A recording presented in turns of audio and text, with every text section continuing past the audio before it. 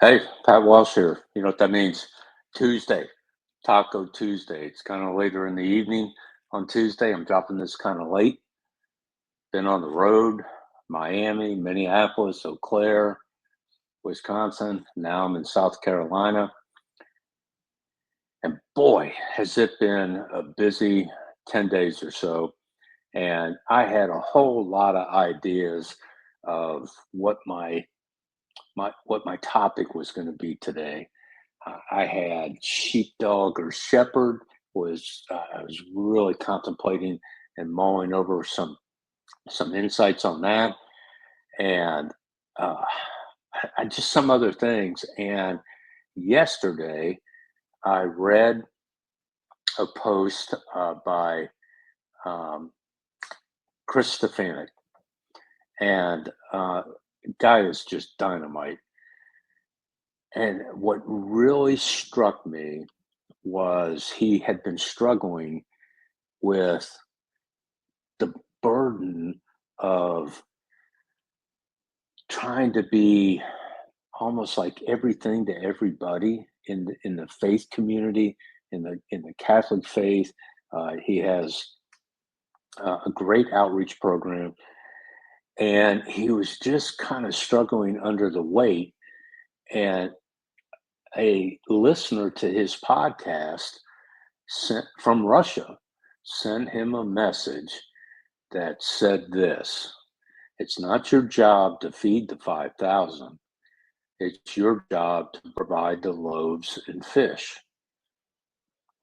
And that really struck me because in law enforcement, we are bombarded from so many different angles and directions and groups and people with agendas, and they want us to be all things to all people. They want us to be a guardian, they want us to be a protector, they want us to be a social worker, they want us to be a a counselor, a psychologist, a marriage counselor. I mean, we get all these calls for service, and we're supposed to be the jack of all trades and the master of none, as the old cliche goes. And I really started thinking about that is from an obstacle standpoint. How does that affect us when we are almost expected to feed the 5,000 and we don't have the resources to do it? We don't have the skill sets to do it. We don't have, quite frankly, the time on calls for service to be all those things to all people. And so, kind of what I wanted to share briefly today is it's okay to say it's not my job as long as it's not you're retiring on duty, that you don't want to do it because you're burned out. I'm not talking about that. I'm talking about being able to be a part of the community and communicate to the community the resources that are out there that can help them, the right people, the right connections, and that we don't have to solve everybody's problem. We don't have to be the enforcer of things that don't require law enforcement.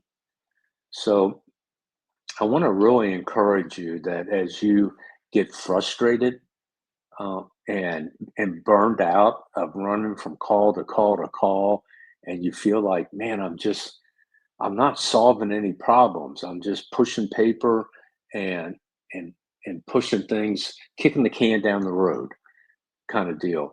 And let the next oncoming squad deal with it. And you get that frustration, you get that burnout. Is That's natural.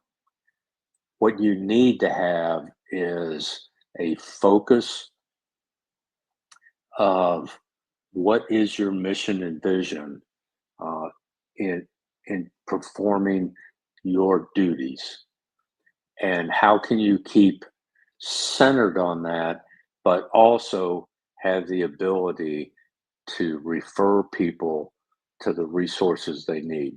We do this in Colorado.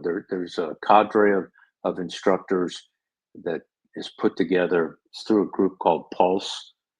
Uh, and what we do in training law enforcement on interacting with people with disabilities, we've actually provided them with a sticker with the QR code that has every single resource in their county, actually statewide, but they could drill down to their specific county and have all the resources at a click of a button on a call for service with a single mother, single parent mother who has a child that is on the autism spectrum. They are completely burned out with meltdowns and trying to work and all the things that go with that. And it's the parent that needs resources in addition to the child. And we, at a click of a button, we provide that information to officers so that they can be a problem solver without actually having to dive in and personally solve it. It's getting people connected to the right folks.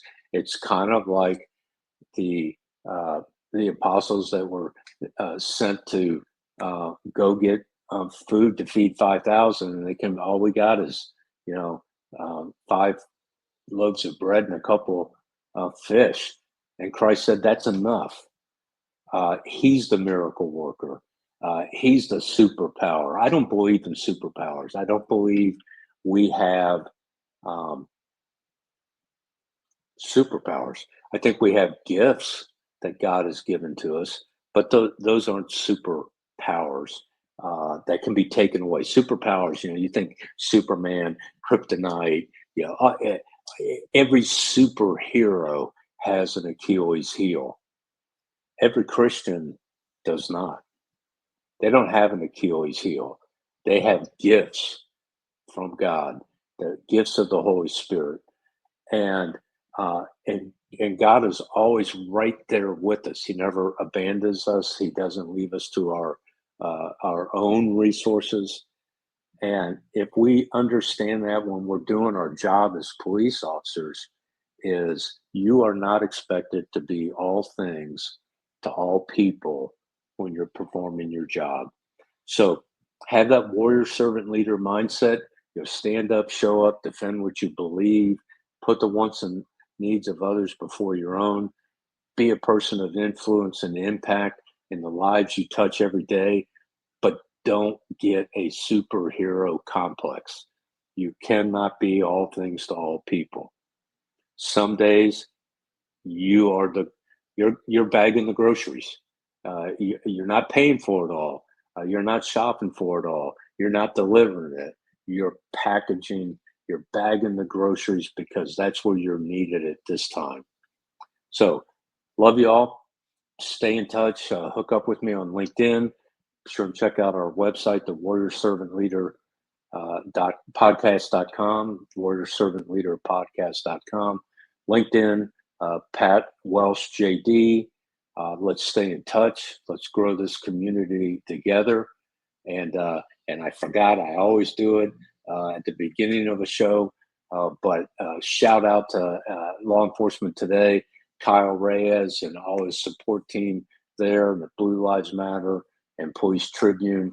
Uh, Great supporters of our podcast, and connect with them, follow them, grow and learn with them as well. So, love you all.